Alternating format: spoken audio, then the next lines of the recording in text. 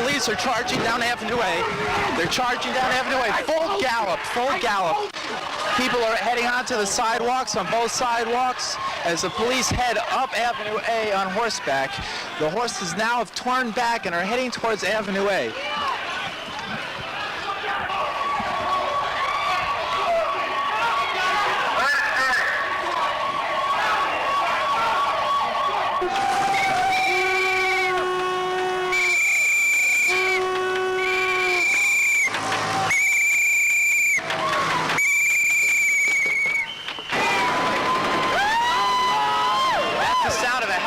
It's showing its searchlight from over a building onto 8th Street and Avenue A.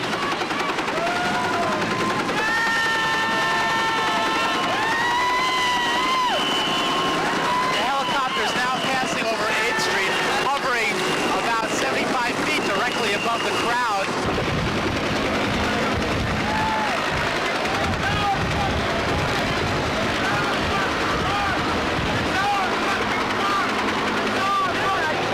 The propellers, that's the sound of the rotors, the propellers of the helicopter, and they're kicking up an incredible storm of dust. The trees and dust and dirt are blowing like a great dust storm across the avenue. Now there's many more police, a lot of brass, a lot of policemen in white shirts, officers, obviously a lot of gold stars and badges, many police, both in riot helmets and soft helmets, a line of police on horseback, a emergency services unit or a special services unit of the police with two big floodlights illuminating most of Avenue A. And still a crowd of maybe 100 protesters. Here come the police, are now coming across the street. They're coming across the street, they have their clubs out. They're attacking the crowd. They're attacking the crowd. All right, press pants, press pants. On August 6, 1988, the worst riot in 20 years erupted in New York's Tompkins Square Park on the Lower East Side. On that night, nearly 500 police stormed into this popular neighborhood, assaulting hundreds of people as the police tried to stem a protest against a 1 a.m. curfew in the park. The obscure law allowing the closing hadn't been enforced in decades. Tompkins Square Park, considered by many as the heartbeat of the Lower East Side, is surrounded by a neighborhood populated by poor Hispanics, punk rockers, artists, Eastern Europeans, and a recent influx of white upper-class professionals. In the middle of July, signs saying the park would close at midnight were painted at its entrances. Neighborhood activists say they organized a protest after police began sweeping out the homeless people who sleep in the park in late July. More than 150 homeless people make their home in Tompkins Square Park during the summer. On Saturday night, July 31st, a small group of residents gathered in Tompkins Square Park to protest the curfew. A group of protesters blew conch shells, shook maracas, and played bongo drums as several police cars crept up to the demonstrators, shining searchlights on them. When Jerry the Peddler, a longtime resident and community activist, was arrested after confronting police, beer bottles were smashed against a police car. In the melee that followed, 4 people were arrested, 5 police officers and 5 protesters were injured. 2 days later, New York police held an unpublicized meeting with invited community residents to prepare for the next protest. On Friday, August 5th, a virtual police occupation occurred in the park when several police vans, trucks, and 100 officers were mobilized in the park.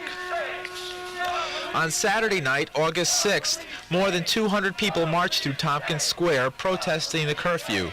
Police had their command center in the park with 100 officers present. The protesters, chanting "Whose Park? Our Park," and "Pigs out of the park," spilled out into the street where mounted police formed a line across from the crowd. As powerful M80 firecrackers popped, hundreds of young people streamed out of the many bars in the area and swelled the ranks of the demonstrators. At 1 a.m., police closed off the entrance to Tompkins Park and bottles were smashed on the pavement. Police Commander Gerald McNamara then ordered the mounted police to charge the crowd of demonstrators and onlookers. According to a report on the riot prepared by the New York City Police Department, shortly before the charge, the ranking police officer present, Deputy Chief Thomas Darcy, left the scene to use a bathroom more than a mile away, leaving Commander McNamara facing an increasingly angry crowd. He took charge by issuing a 1085, an order meaning police in trouble. The riot lasted until police pulled out at 6 a.m. Sunday and demonstrators retook the park. In response, on Sunday, August 7th, New York City Mayor Edward Koch, who says he was not informed of the riot until the next day, ordered all parks in the city to remain open all night except for 2 parks. Claiming victory, over 100 demonstrators took to the streets again. Sunday night, marching from Tompkins Square Park to the still-closed Washington Square Park. There, hundreds of police kept them from entering.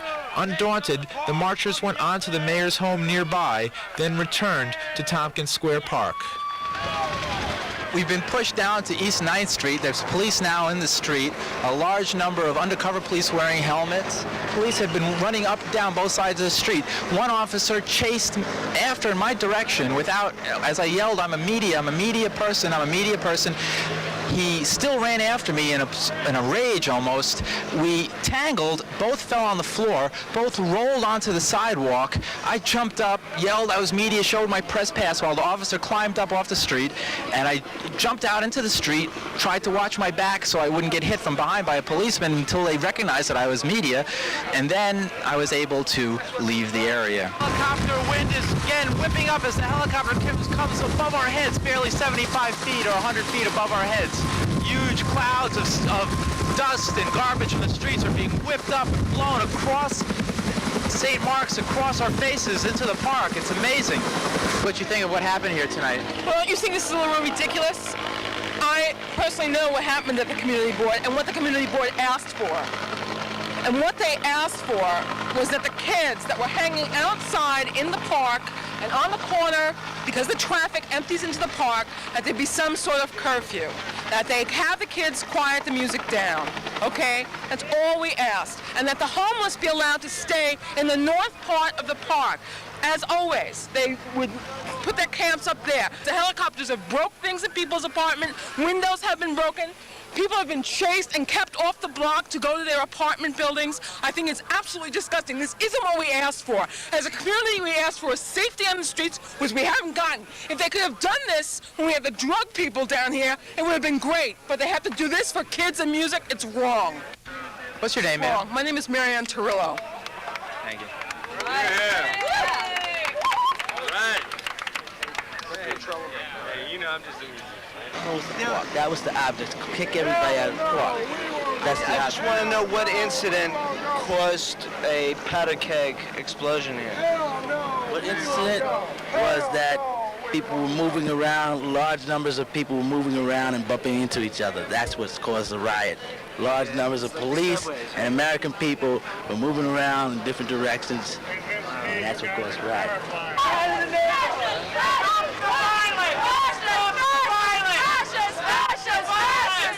You're not moving. Let's go. Come on, move. Right. We got a riot condition. We're getting bottles thrown at us and everything. You know, you got a crowd of 100 people. You can't pick one person out who's throwing a bottle. And this is over a park? Yeah. Do you think that's insane? I mean... No. That's what I'm saying. There's drug dealers on 10th Street that help me, and no one does anything? Well, that's politics. I'm just a cop. I don't give orders. I just take them. But don't you worry when, like, streets are closed and he's not... Well, what are you going to do with a condition like this going on? Let traffic come through, you get people run over. If it was your neighborhood and they closed your park, you'd probably be pissed off. I would. But I can't fight City Hall. Do you think it's a City Hall, James?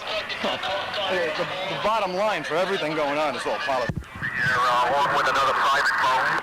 I don't care if it's from the Pope's office. I'm paying for All right? Police are beating on homeless men who are sleeping on the street along 9th Street as they push the crowd down 9th Street, slowly proceeding down the street, swinging their clubs, pushing people. Get out the way before they kill you. They're gonna kill you, murderers.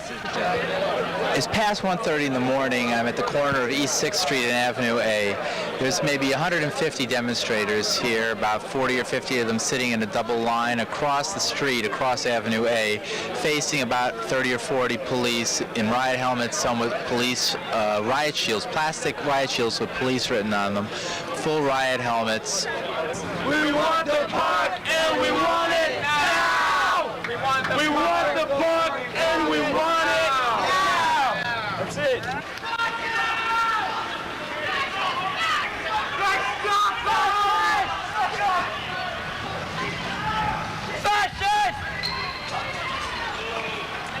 A bottle was just thrown at the police. Now they're running at the alleged bottle throwers. They're running down 5th Street. They're running down 5th Street in a mass of police against people they suspect of throwing bottles. Now they have another person they're running after. Now they're hitting him. He's hitting him. He's repeatedly hitting him.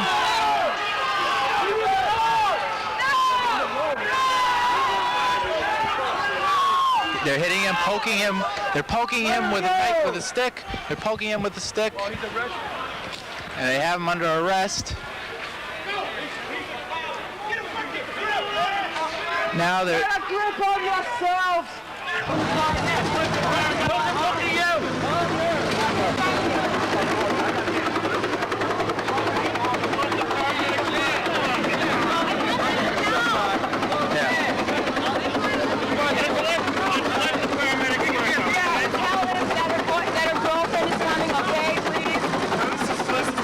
This is a woman sitting there and having this guy run up on her and club her over the head. She's sitting down, for Christ's sakes. She was sitting down.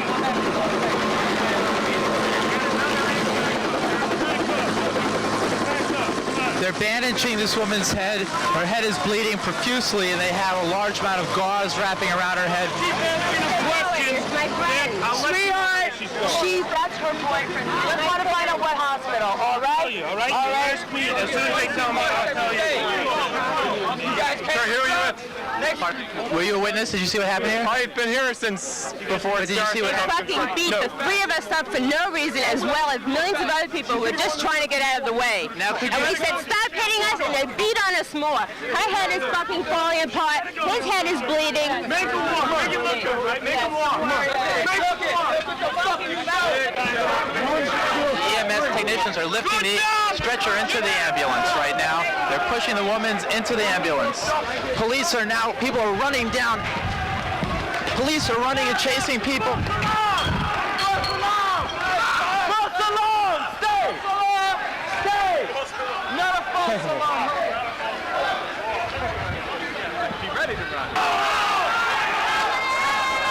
Bottles are now being thrown at the cops.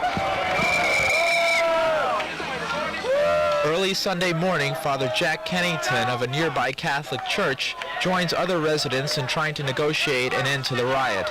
Their attempts are fruitless, but police agree to a meeting with the community later in the week. Have our park back. In our park, man. People living there. Something different. It's not about park. Don't talk park. Don't talk park now. About the park. No. What do you want? Story, Father. What's the deal? Okay. What should we do?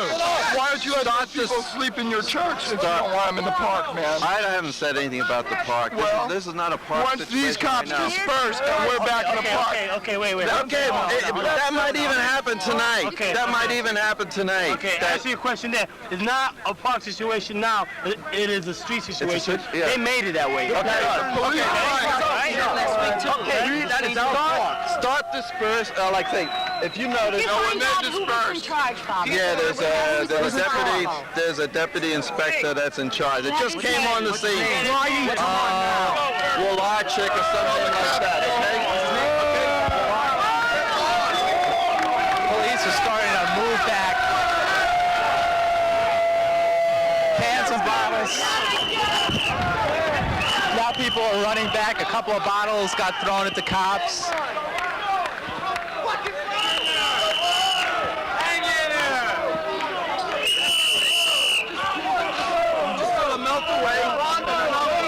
They will. They will. Like they told me they were going to get an ambulance, and they got one. Why did they do that? They have to move first. They have to move first.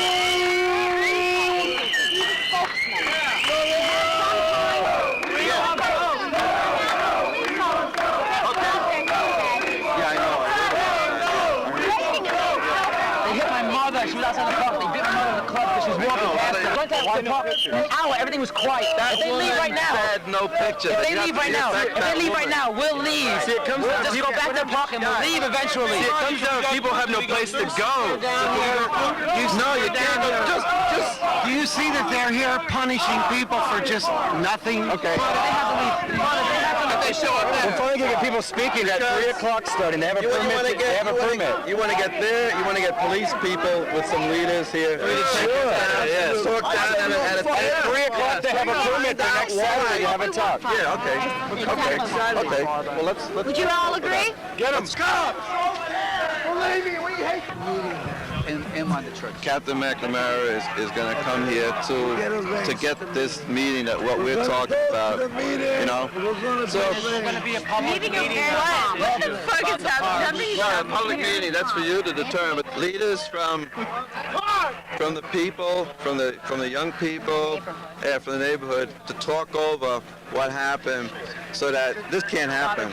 And I'd like to know that they had a meeting on Tuesday where they didn't allow access to people who did not support the police's point of view, people who witnessed last Saturday's incident that saw the police provocation and assaults were not allowed at this meeting Tuesday where they had planned the 1 o'clock curfew and the homeless sleeping in the South End. So part of the problem has been the way the precinct has dealt with this since last Saturday. Okay, so maybe we'll talk about that at the meeting. Like I'll try and come to the meeting. I'll try. Yeah.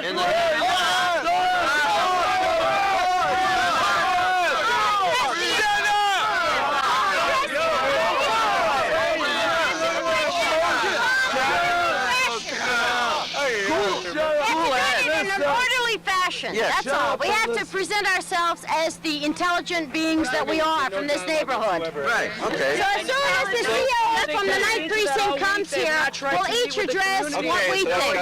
All right? People have no place to go. I mean, I could go in the park gratuitously to go, to get off of a drunk or go because I have no place to go. But people live in that park, and there's no place to go. And in summertime, it's at least 5 degrees cooler. What if they say there's no place to go, and if you can't go in the park, there's gonna be people on people's stoops and on the street raising hell. The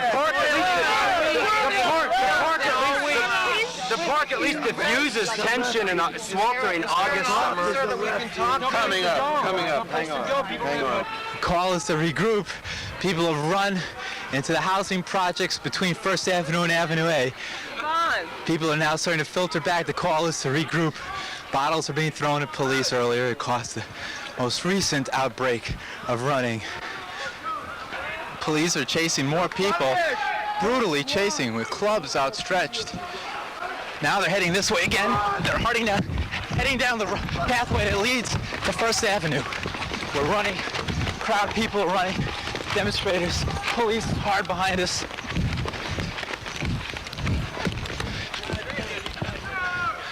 Now all clear is being given. This is the sound of the fire being started. It's a fire burning right now, one of 2 fires now burning in the intersection of Avenue A and East 5th Street. What happened? Well, I mean, we were just running, and then we stopped running. We were just walking, and the police officer just started pushing us. And then he just knocked me down once, and then I got up, and I continued walking, and then he knocked me down again. And then he knocked down my friend as well that was working with me.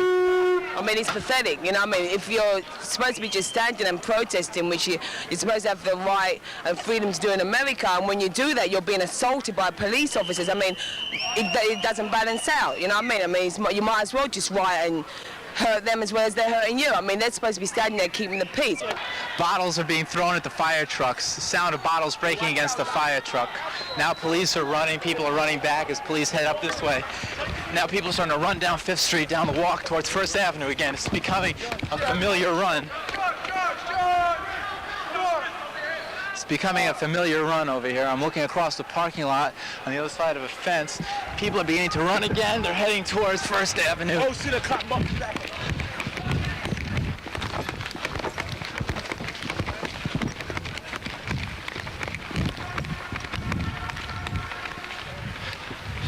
We now made it to First Avenue, heading south on First Avenue. No sign of police. Just half a block from the police station. The review board, we were advised to address our complaints of police brutality, is controlled by the New York City Police Department itself. Number 2, on the news tonight, Mayor Koch and Ben Ward said their say. And Mayor Koch said words to the effect that anybody that messes with the police gets what's coming to them. I don't think that any of those women, neighborhood people, tourists, people buying vegetables were messing with the police.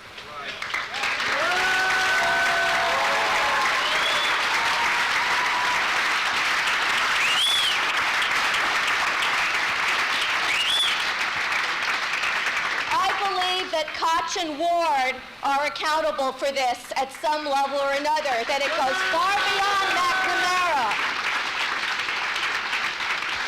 It is a political year and votes count. I think we have to apply pressure to get our complaints to an agency that is not controlled by the police. I'd like you all to know that I'm very ashamed of our police department. I've been in Saigon, I've been in Korea, and I know what this is like. That was a disgrace. For any man to stand up as a soldier to fight for his country, and then to see nothing but blood and this debris all over the streets by the police department, that's wrong. That's wrong. I lived here for like 22 years, and I have seen the riots when the cops were busting hippies' heads for sitting on the grass. But nothing approaches the cruelty what I've seen last night. I mean, they had the women dragged by the hair and hit and kids right in the middle of the street. And they say about throwing bottles, right? That they had to react. They had undercover cops in back of the crowd throwing bottles to provoke the cops. Anyway, just so they can attack. And they had the helicopter, I mean, it was just unbelievable. But when this happens to me, I think they should be ashamed because, I didn't even see them coming. I was walking away.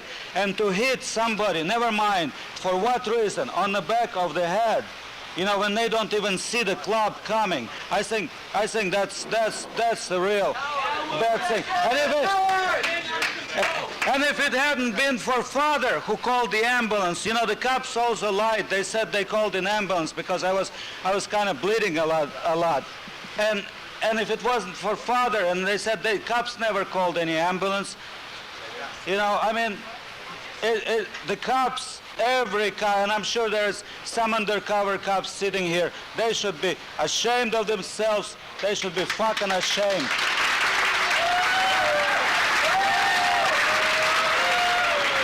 If this kind of thing goes unanswered, it increases the level of acceptable police violence.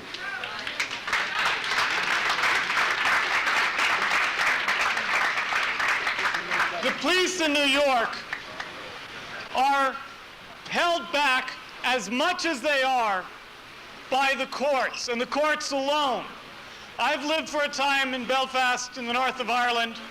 Summerstein and Pike, the law firm I represents Joe Doherty, who grew up in the streets of Belfast. And it's a situation we know well. What happens when the limit of the court is removed from the police, when the army is brought in, as Reagan is talking about doing as a method of drug enforcement. When you raise the acceptable level of violence, it is irretrievable. Thank you. And I got beat up Saturday. All I was doing was hanging out in the park, and I'm looking for a young lady that was with me that got beat up. You see, this is all about gentrification. They're trying to get us all out of this park. Gentrification's got to stop right here. They're abusing us. This lady that was with me, I don't know what happened to her. I'm still looking for her. She got banged all up. I got banged up. I got my ribs fractured. Somebody has to do something about this. Another thing we got to bring up is there's a cover-up going on with Koch and his cronies. First they said 18 people were injured. 5 of them were cops. That's bullshit. We all know it's bullshit. And then it went up to 52. It's more like 200, 250 people. Right. I know personally 18 to 25 people who got their ribs busted, their heads cracked open. Come on. When I went to Bellevue, when I went to Bellevue for them to stitch up my fractured elbow, there were 30 to 40 people there in the first half hour. And half of them were girls who had their heads cracked open from behind. Blood everywhere. It was ridiculous. And the pigs came in and they said, slow it down, and don't make out reports. There's a cover-up, and it started from even before the cops got the word to attack. And then they got the word and they said, break the cameras. They broke the cameras. They broke the video cameras. They beat up the reporters. It's bullshit. It's a cover-up. Somebody's got to go. Somebody's got to go. Koch has got to go. Enough of this. It's a cover-up.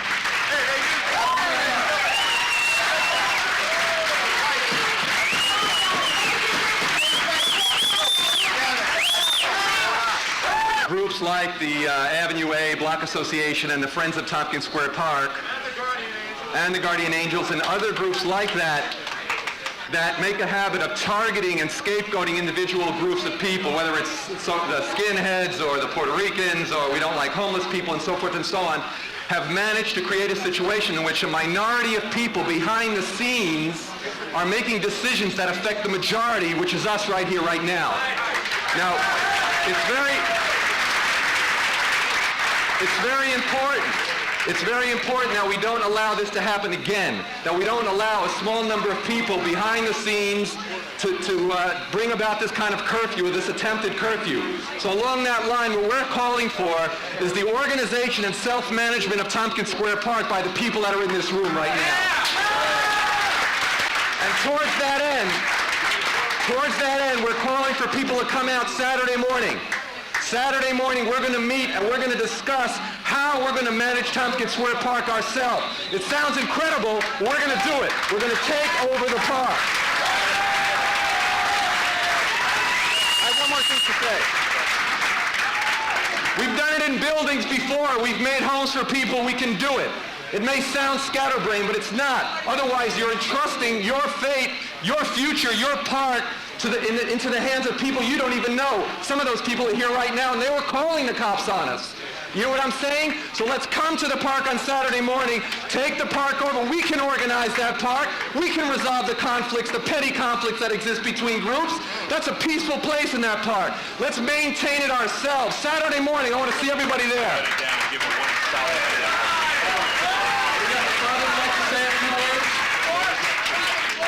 I'll say one more thing that's come to my attention, and it was another lie told to me by Captain McNamara. He told me that the Friends of Tompkins Square Park wanted a curfew. I have been told by this woman right here, who is a member of Friends of Tompkins Square Park, that they specifically asked that there be no curfew. And I would like to give her a moment to speak to defend her organization.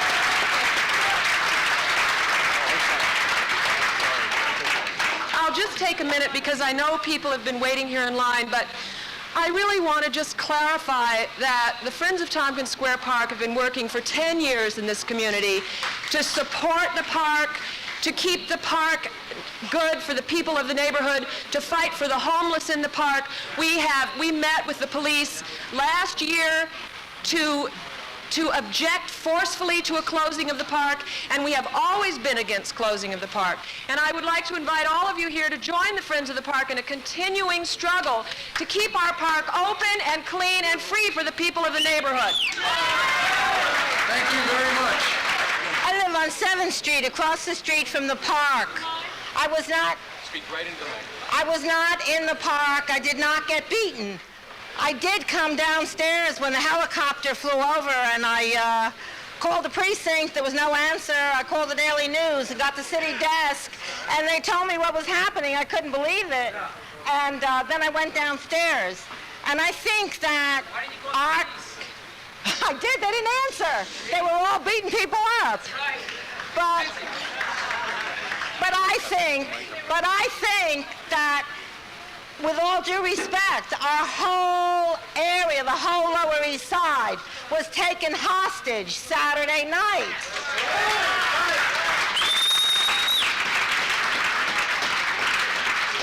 And what I like that I see here tonight is the Lower East Side is here tonight. Not the East Village, but the Lower East Side. I just want to never ever again that, because I was scared so bad they almost died. I hope God help me never happen that. I scared almost died. Right in here. It's okay. Just speak. I scared so bad I think I'll be dying this time. That's why we're here, because we don't want people to be terrified to walk in their own streets. And I want people dopey, and I want the people drunk in the park. I live here 39 years. I never see such a happen trouble than now. We never see that. I never had that. I was during the Second War when I had that, and we have it here. So God help me, never happened that was happened Saturday during the night. That's it.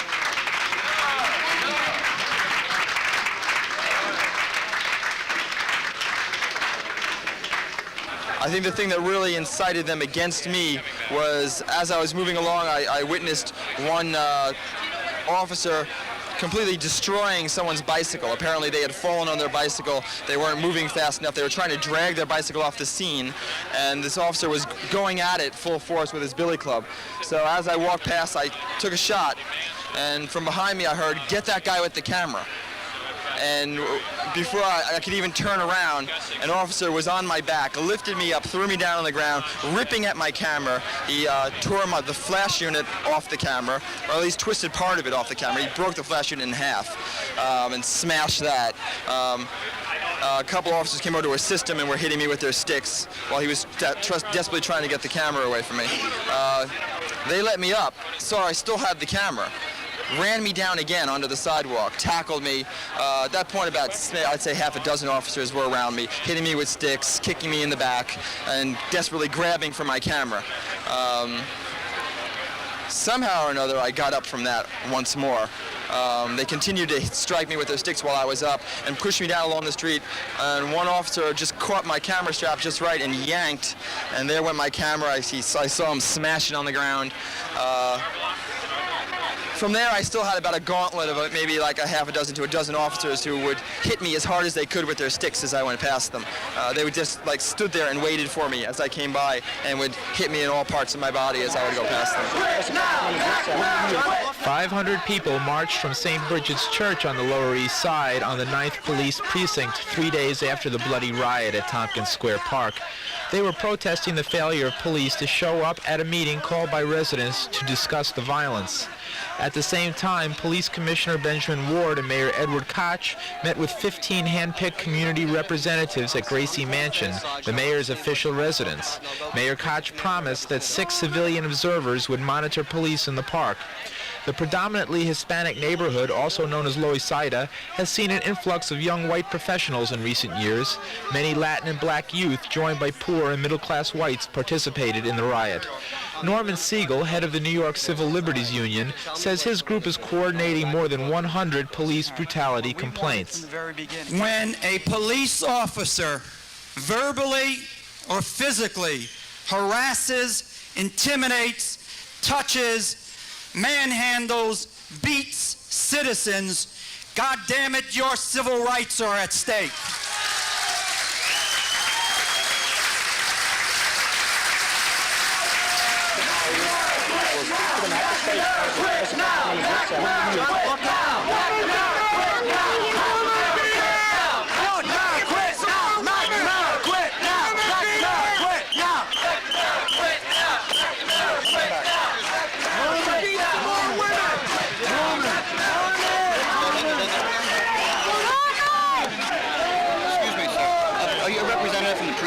I'm the Community Affairs Sergeant. I want to see what they want to talk about, and I'll go get the precinct commander or representative. Do you know what he wants to do?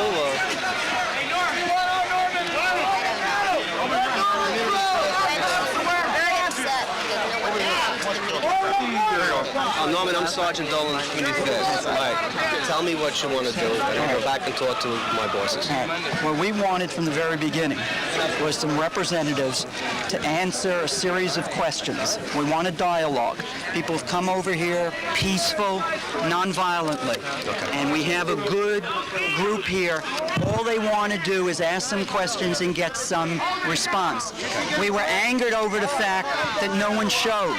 So people came over here, and I strongly urge and plead with you, send a couple of people out, and we'll sit in front of the precincts, and we'll ask questions orderly. We are set up to talk to 12 to 20 people inside. Unacceptable. Okay. Tell me exactly what you want then. We want to sit, and you've blocked off the street, we'll sit in the street, and we'll have a town hall meeting in the street with representatives of the cops standing in front of the precinct.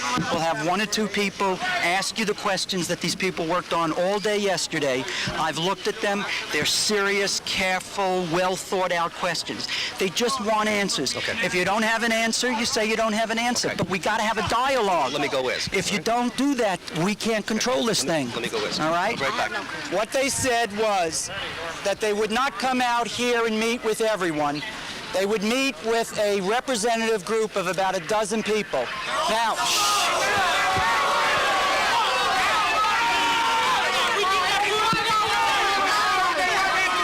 I feel the anger myself.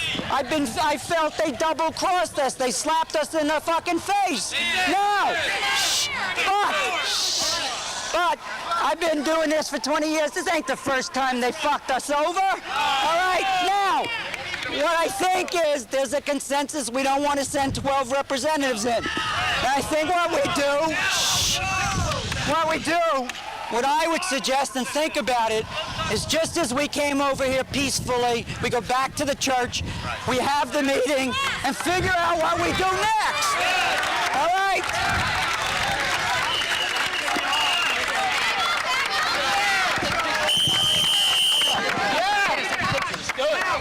This is not going to be the end. It's the beginning of a struggle. Now, when I was a much younger person in the South and watched other people do it, what we have to do is remember what our objective is, and we want to nonviolently make the point and win. I think we go back to the church with the kind of unity we have and figure out back to the church. Let's go.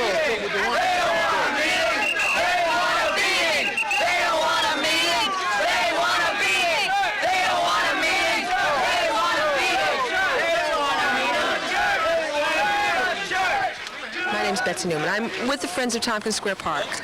You were at a meeting. Can you just give me the date and day of the meeting? It was Tuesday, last Tuesday. What was that, August 2nd? Yeah. At the District Manhattan South Precinct Office or whatever it is. Who called the meeting?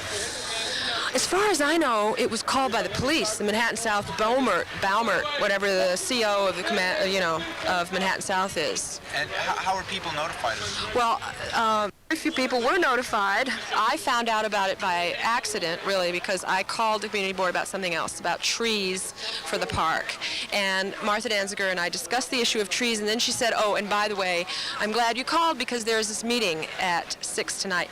And I can't quote her, but she said something to the effect of, my understanding of what she said was, we don't want any trouble. And I felt intimidated.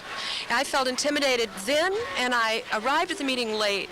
I arrived at after about a half an hour at 6:30, and I felt I was the only person there who wasn't in favor of the curfew.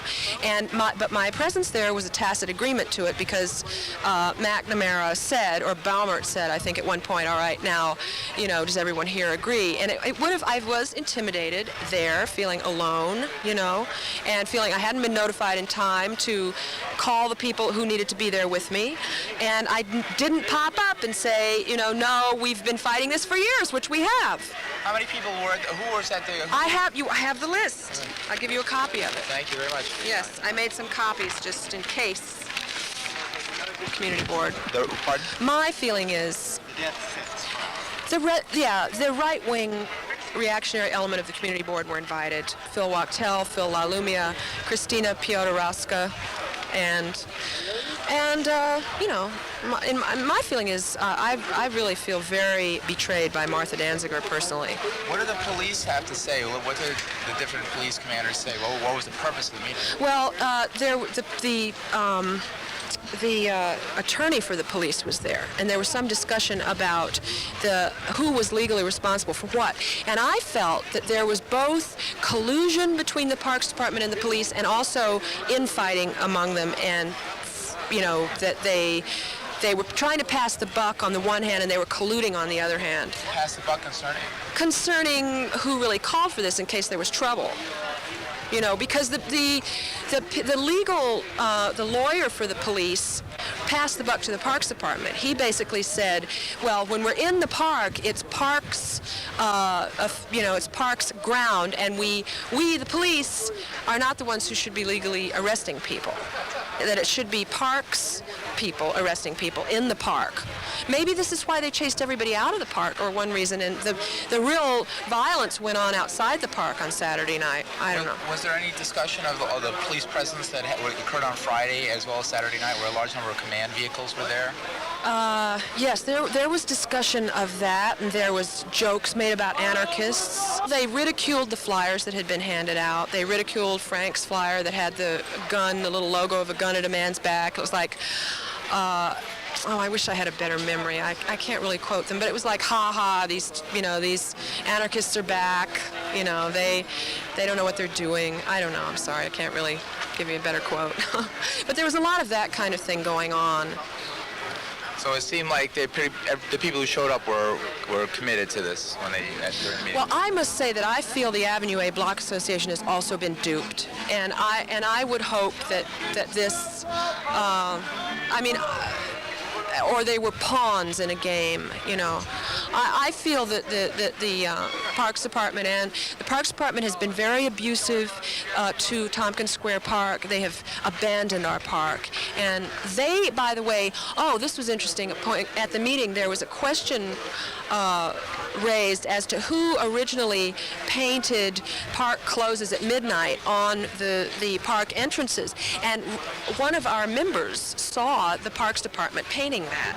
Nobody at this meeting on the 2nd wanted to take credit for that, neither the police nor the Parks Department. So that's why I say I think they passed the buck when it came to responsibility or accountability.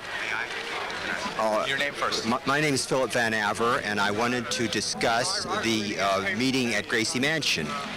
Now then, some of the points that Betsy Newman raised about accountability, when I was giving a history of the issue of park closing, when I got up to the August 2nd meeting, when I wanted to ask the question about who made the decision to have the park closed, the mayor cut me off. And I never was given an opportunity to speak again on that crucial issue of whose decision was it and how it came about.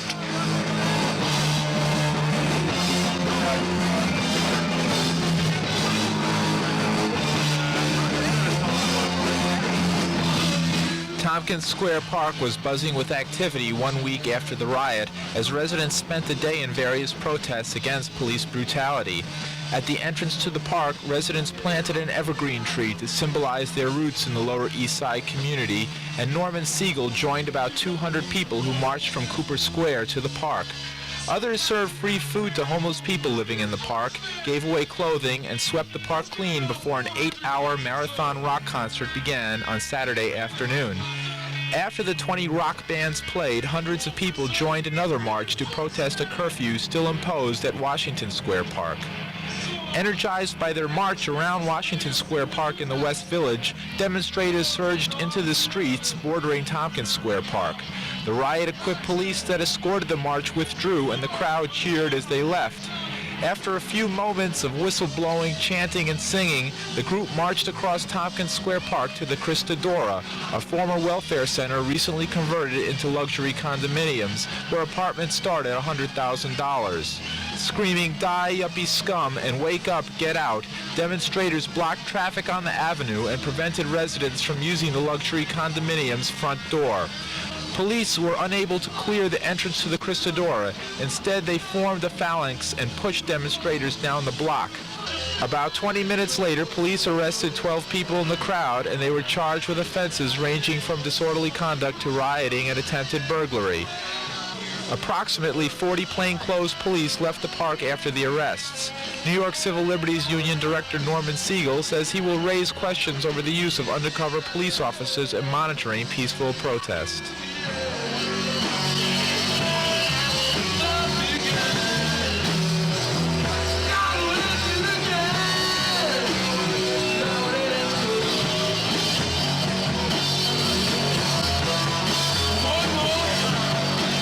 This documentary was recorded and produced by Paul DeRienzo with Margaret Bowen. It was engineered by Peter John Schuler.